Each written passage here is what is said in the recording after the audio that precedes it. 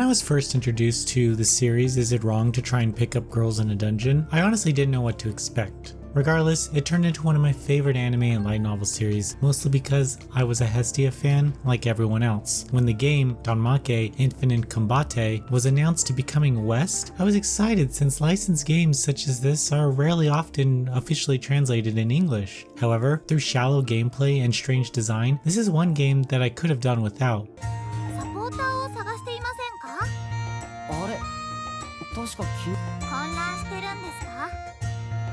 Danmachi Infinite Combate is pretty much a direct retelling of the story from season 1 of the anime. I believe this game is directed at returning fans since the pacing is sped up in most parts. This ends up hurting the deeper relationships that you discover in other mediums. Elements about the main protagonist Bell and his desire to gain the respect and admiration of Ice lack foundation, and other story beats are just strangely placed. This made me wish that the game itself didn't follow the story at all. The audience for this is so tiny since series fans know exactly what's coming up until the end, and newcomers would have felt rushed along with not much leading them. An original quest would have easily given an even playing field no matter your experience with the series. The extra content comes after the game is finished and dating events that you can expect to be similar to other anime games that you've played. You'll unlock some unique audio of the characters confessing their feelings and a few CGs after you spend points that level up their intimacy levels with you. However, I assure you that after you complete the game, playing more of it is nothing that you would want to do. I could look past the story bits if the actual gameplay and dungeon crawling portions were even a little bit fun. However, after the first hour, you'll wish this was a kinetic visual novel. During gameplay, players take on missions that send them into dungeons, which surprisingly you are free to move around. This also allows you to attack freely and execute actions in real time. You play as Bell or Ice throughout the story. Like the source material, Bell is significantly weaker than Ice in the first few chapters. Missions have you collect an item, travel to a specific floor, defeat X amount of enemies, and so on. These missions are exceptionally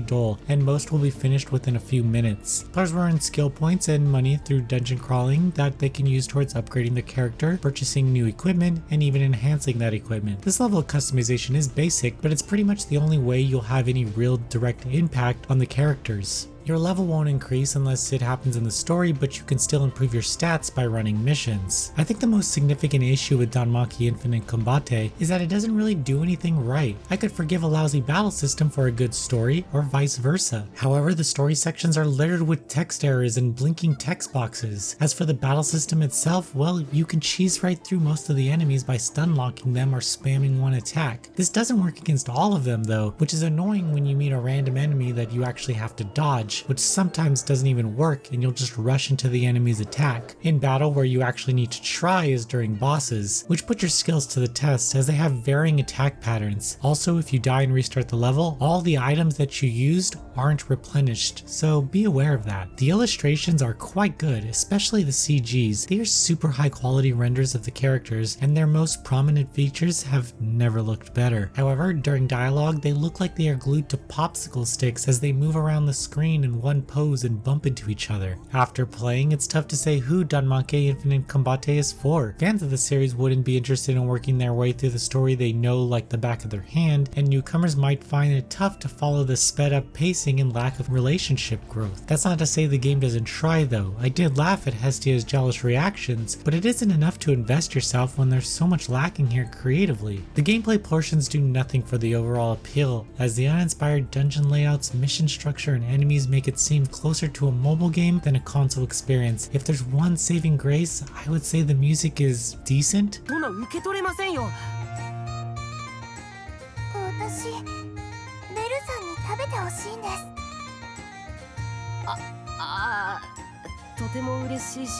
Danmachi Infinite Combate is sadly not a good experience for fans or newcomers. It fails on both its visual novel and gameplay offerings with strange design choices and uninspired execution. Post-game offerings aren't enough to warrant getting through this mobile-like game brought to console. Still, that may not stop the most diehard Hestia fans from enjoying some aspects of the game. Noisy Pixel is giving Danmachi Infinite Combate a 5 out of 10. Thank you for watching. Please read the full review at noisypixel.net. Noisy Pixel is run by a group of gamers who work hard to deliver news, reviews, previews, and more. Please subscribe to keep up with all our future content.